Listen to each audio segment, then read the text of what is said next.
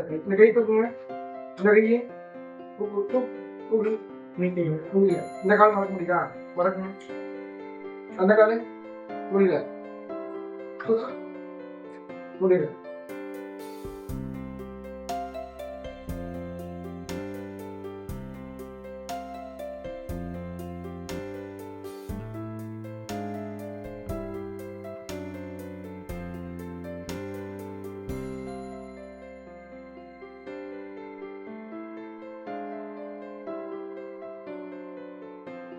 தம்பி இந்த கால் தூக்குங்க.